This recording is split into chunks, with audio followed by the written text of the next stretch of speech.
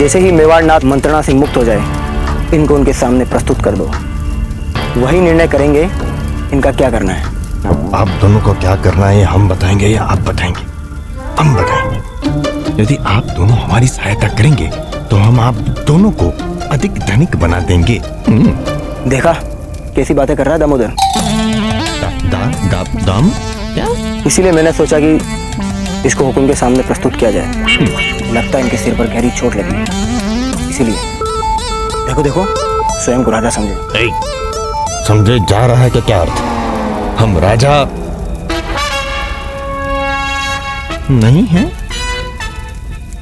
हमारा नाम क्या बताया आपने? दामोदर। दामोदर? माथा घूम रहा है। राव सुरतन को हम बूंदी में जाकर मारेंगे। बहुत दिनों तक वो बच नहीं पाएगा। जीवित नहीं छोड़ेंगे हम उस राव सुरतन को। आप बिल्कुल चिंता ना करें। जो ही आप पूर्णतः स्वस्थ हो जाएंगे, हम बूंदी पर आक्रमण करके राव सुरतन को पुनः पकड़ लेंगे। किंतु राणा जी, इस समय हमारे लिए सर्वाधिक महत्वपूर्ण है आपका शीघ्र स्वस्थ होना। इसलिए हमारा आपसे निवेदन है राणा जी कि आप एकांत में निश्चिंत होकर विश्राम करें। क्षमा घड़ी राणा जी।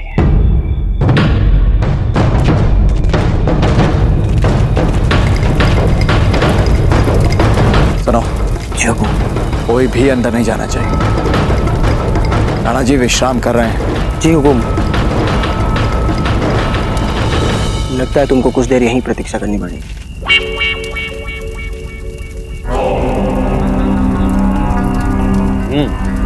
शहद बहुत लजीज है। सुनो, ऐसे ही शहद का इंतजाम हमारी पूरी फौज के लिए करो। जा सकते हो। हुजूर का इकबाल बुलंद हो। हुजूर, एक वीर बच्चा हमारी छावनी में घुसने की कोशिश कर रहा था। उसे हमारे सामने पेश किया जाए। और सुनो, जाकर हुजूर बैरम खां को इस बात की इत्तला कर दो कि काम हो चुका है और वो किसी भी वक्त यहाँ पर आकर हथियारों का जायजा ले सकते हैं। जी हुजूर।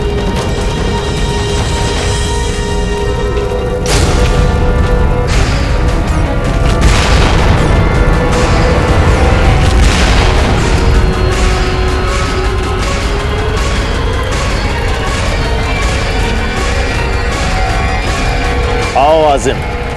हुजूर का इकबाल बुलंद हो। हुजूर, यही वो भील बच्चा।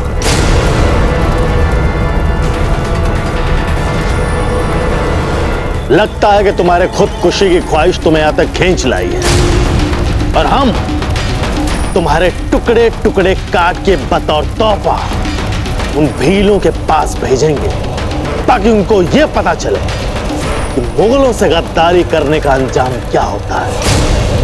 और हां, अगर तुम चाहो तो अपना गला फाड़ फाड़ के अपने उस रहबर प्रताप को बुला सकते हो। हम भी देखना चाहते हैं कि क्या वो आता है तुम्हें बचाने। बुलाओ उस प्रताप को, बुलाओ। हुजूर, रुकिए रुकिए हुजूर। काले खान जी, काले खान। हुजूर, हुजूर, ये मेरे साथ है। और तू वहां पे क्या कर रहा है? क्या तुम सारे भीलों को एक साथ आत्महत्या करने की ख्वाहिश जगी है? काले खान जी, हम तो आपकी शरण में आए हैं और आप हमें ही मार रहे। शरण में? मतलब मैं तुझे माफ कर दूं, पनाह दे दूं तुझे?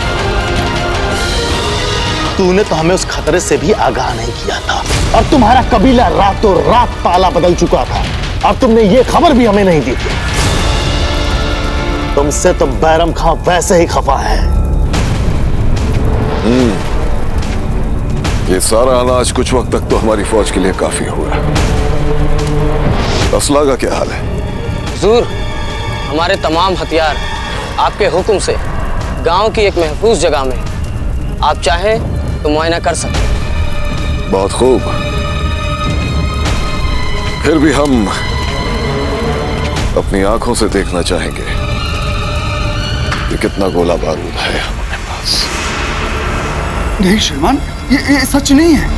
आप लोग जंगल में घुसते ही चारों ओर से घिर जाए, उससे पहले हमने आपको संकट संदेश दिए थे।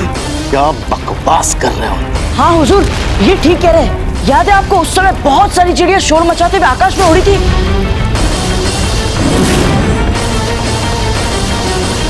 हाँ हुजूर, आपको सावधान करने के लिए उन चिड़ियों को मैंने ही उड़ाया था। खान साहब, मैं तो आपका उसी दिन से भक्त हो गया हूँ जिस दिन बहराम खान जी ने मुझे सोने का हार पहनाया था। मैंने अपने कबीले से आप लोगों को सतर्क करने के लिए बार बार कोशिश की, पर वो प्रताप बार बार मेरे सामने आ जाता था। और मुझे कोई दूसरा मार्ग नहीं सूझा तो मैंने चिड़ियों के घोंसले पर निशाना लगाकर आप सबको सतर्क करने की कोशिश की कि आगे मत बढ़िए, आगे खतरा है। पर पता नहीं उस प्रताप को कैसे पता चल गया, उसने मुझे पकड़ लिया हुजूर, और बड़ी कठिनाई से वहां से बाहर निकल कर आया हूं हुजूर आपके पास। आप मेरी हालात को समझ सकते हैं।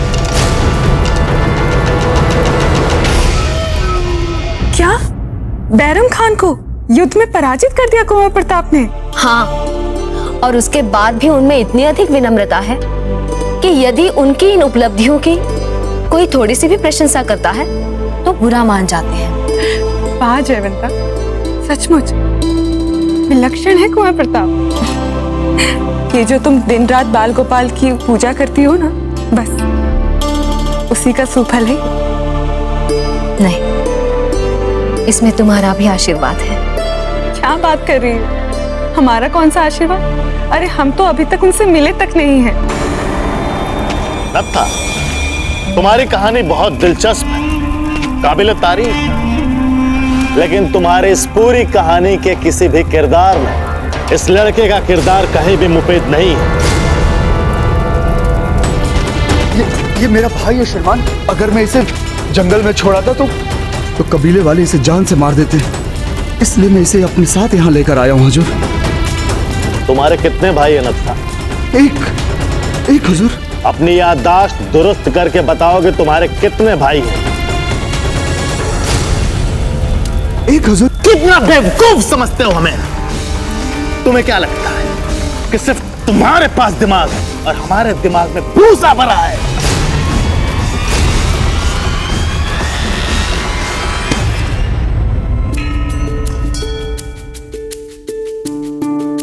ये याद है तुम्हें? हाँ, याद आया। ये तो वही भेंट है ना जो हमने तुम्हें दी थी जब हम दोनों बिछड़ रहे थे, है ना? हाँ, और तब तुमने कहा था कि तुम एक शूरवीर योद्धा को जन्म दोगी। इतने बड़े शूरवीर, मेवाड़ के भविष्य, उनका श्रेय तुम हमें दे रही हो जयवंत।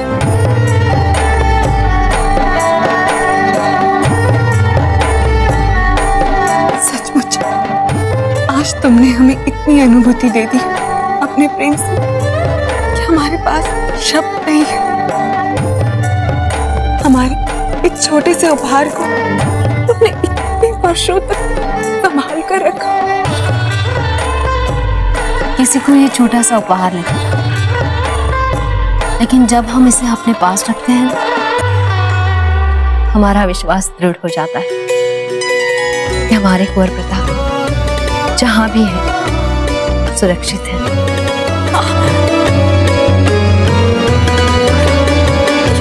मार रहा है कुंवर प्रताप।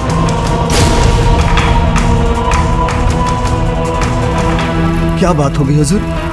आप मुझसे इतना क्यों खफा हैं? तुमने तो कहा था कि तुम्हारा सिर्फ एक ही भाई है।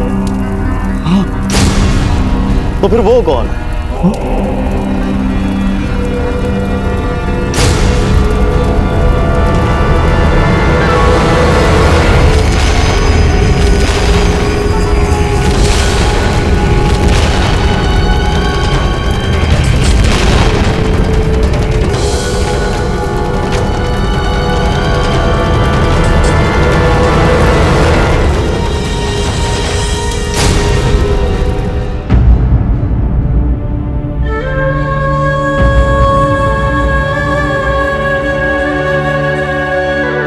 हे भगवान, ये क्या कर डाला हमने? अब यदि कुंवर प्रताप को कुछ हो गया तो ये तो कोई अच्छा शगुन नहीं हुआ। शांत हो जाओ हंसा, ये मूर्ति हमारे लिए इसलिए महत्वपूर्ण थी क्योंकि इसे हमने कुंवर प्रताप की कुशलता के लिए विश्वास का एक प्रतीक मान लिया था। ये प्रतीक था हमारे इस विश्वास का कि कुंवर प्रताप जहां भी है कुशल है। तो अब ये मूर्ति टूट गई है, लेकिन हमारा विश्वास कि कुंवर प्रताप जहां भी है कुशल है अभी भी अखंडित है हमारे मन में। हमारे मन का विश्वास दृढ़ है, चाहे जहां जहां कुंवर प्रताप सकुशल है। क्या कहा था तुमने कि तुम्हारा सिर्फ एक ही भाई है? एक ही भाई है तुम्हारा? तो फिर ये दो कौन है? तुम्हें क्या लगता है कि तुम किसी के भी साथ मुगलों के फौजी छावनी में घुस जाओगे? तुम्हें शायद इल्म नहीं है कि मैं हुजूर बैरम खां का मौत मेरा खास होने से पहले एक पेशेवर कातिल हुआ करता था। क्या हुआ करता था? एक पेशेवर कातिल, जिसका पेशा ही होता है लोगों को जान से मार देना। और मैंने न जाने कितने लोगों की जानें ली, और मुझे बहुत खुशी होती है, मुझे ज़हनी सुकून मिलता है लोगों को जान से मार। और ये जो मेरा धारदार खंजर है, जब किसी इंसान के जिस्म में आहिस्ता आहिस्ता घुसता है और फिर उस शख्स के तड़फड़ाते हुए शरीर से जब उसकी जान निकलती है, तो यकीन करो मुझे बड़ा मजा आता है। ये जो तुमने मुझे झूठा किस्सा सुनाया है बेखौफ होकर, उसके बिना पे मैं तुम्हें वैसे ही मारूंगा जैसे मैंने न जाने कितने लोगों को मारा हुआ है।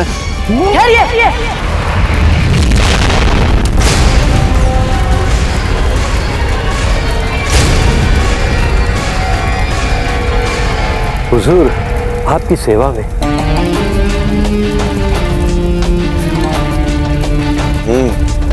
बहुत लजीज, जा सकते हो। हुकुम। अशरफ। जी हुजूर। काले खान कहाँ है? बहुत देर से नजर नहीं आया। हुजूर आला, काले खान साहब हमारे हथियारों को रखवाने का बंदोबस्त करवा रहे हैं। अच्छा, अशरफ तुम जाओ और देखो कि ये नामुराद गांव वाले कितने चूहे इकट्ठे कर पाए, और हमें खबर करो। जाओ। जी हुजूर।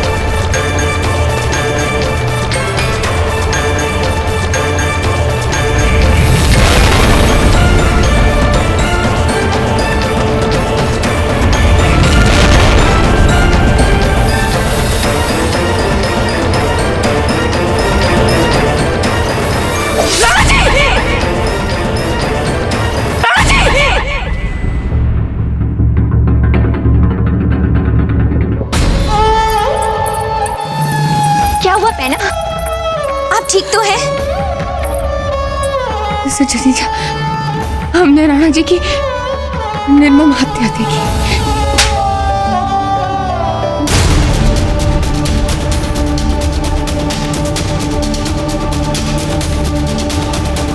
हमें क्षमा कर दीजिए बहना, पर तू अपनी बात ही ऐसी बोल दी।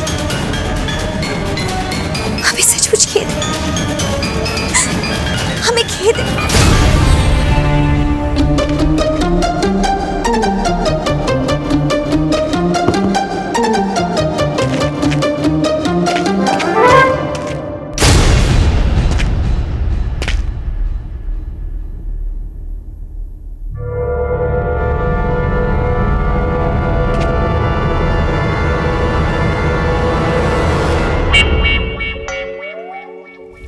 हुजूर, आप भूल रहे हैं, हम सब सचमुच इनके भाई है। ये क्या बेहूदगी है? देखिए, अभी अभी नत्था भाई ने आपसे क्या कहा था कि उनका एक ही भाई है। वे झूठ नहीं कह रहे थे हुजूर, किंतु ये भी सच है कि भले ही हम शरीर में 4 हैं, किंतु प्राण एक ही है हुजूर। हम भील भाइयों में ऐसा ही प्रेम होता है हुजूर।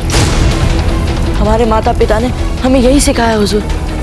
हम तो वनों में विचरण करने वाले विनम्र और निर्धन लोग हैं हुजूर। यदि हम भाइयों की भांति नहीं रहेंगे तो आप जैसे कठोर लोग हमें सरलता से मार देंगे। इसीलिए सत्ता और पत्ता यहाँ पर आए हैं। हाँ, अगर आप नत्था को मारना चाहते हैं तो हमें भी मार दीजिए। हाँ, मार दीजिए हम सबको। हाँ, हमें भी मार दीजिए।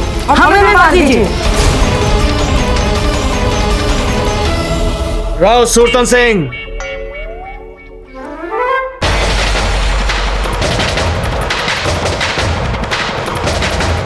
तुमको क्या लगा था कि हम तुम्हें पहचान नहीं पाएंगे? तुम इतनी सरलता से हमारे खेमे में घुसकर हमें मार डालोगे? नहीं। बहुत बड़ी भूल की है तुमने राव सुरतन सिंह। क्षमा कर दीजिए। नहीं राव सुरतन सिंह, अब हम तुम्हें जीवित नहीं छोड़ेंगे।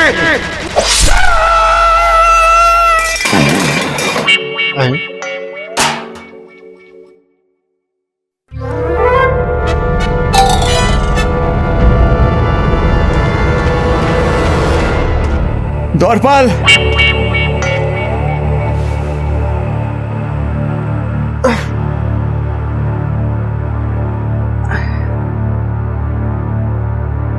द्वारपाल,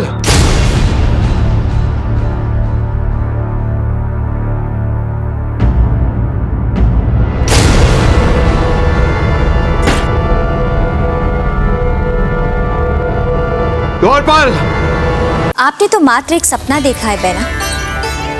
और जानती हैं क्यों? क्योंकि अभी अभी सोने से पहले जीजा ने बताया था कि युद्ध पे जाने से पहले राणा जी ने उन्हें मेवाड़ के राजकोष सहित हम सबको वहां से जाने के लिए कहा था। इसलिए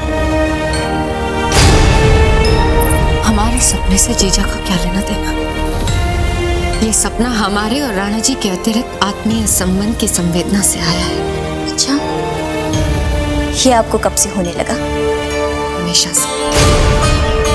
अंतर सिर्फ इतना है कि जीजा की भांति हम ढिंढोरा नहीं पीटते, वरना पूर्व आभास तो राणा जी के लिए हमें भी सदा से आया है।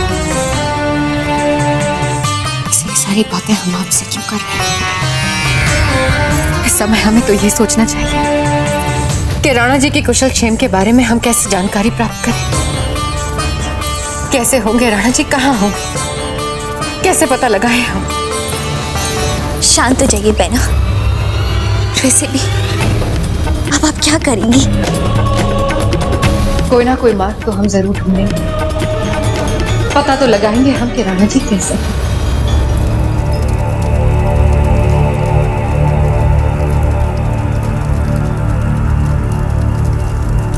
द्वारपाल,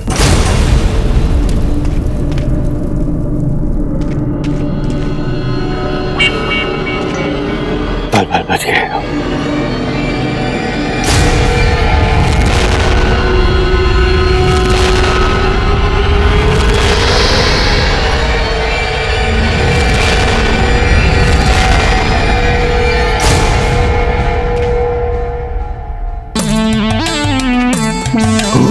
कौन हो तुम? और हमारे बुलाने पर अंदर क्यों नहीं आए? आप भीतर थे इसलिए हम भीतर नहीं आए, फिर आप बाहर आए तो हम भीतर आ गए, क्योंकि आप भीतर नहीं थे। कि जब हम बाहर गए तो तुम अंदर क्यों आए? हमसे डर गए थे, इसलिए आप भीतर थे तो हम भीतर नहीं आ पाए, बाहर गए तो भीतर आए। क्षमा कीजिए हुकुम, हम आपसे भयभीत हो जाते। बस जाइए और शीघ्र हमारे लिए पानी लेकर आइए।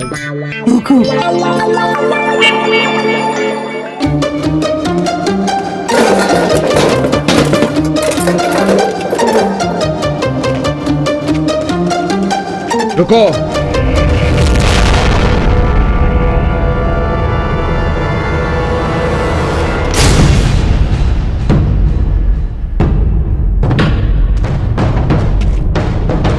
कौन हो तुम? नए हो क्या? क्योंकि आज से पहले हमने तुम्हें कभी नहीं देखा।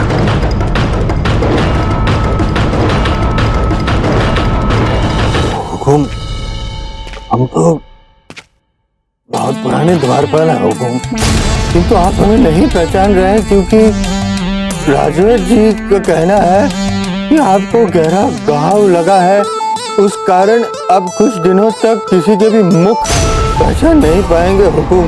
घाव यहाँ लगा है, असर यहाँ हुआ है हुकुम। जाइए और हमारे लिए जल लेकर आइए।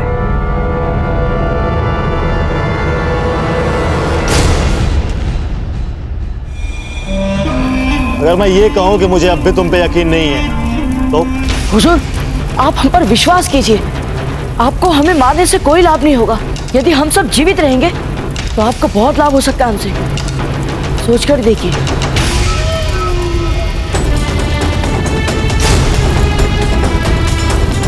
जाओ राया,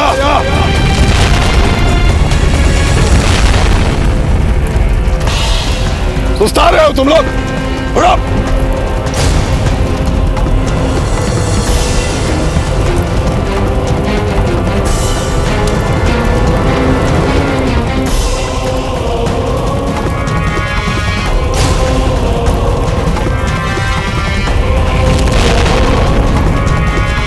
हमारा दिल अपने हथियार की धार से किसी की बोटी बोटी करने को बेताब हो रहा है। जी चाहता है इसी वक्त मार दे किसी को। प्रताप, न जाने वो प्रताप कब हमारी गिरफ्त में आएगा।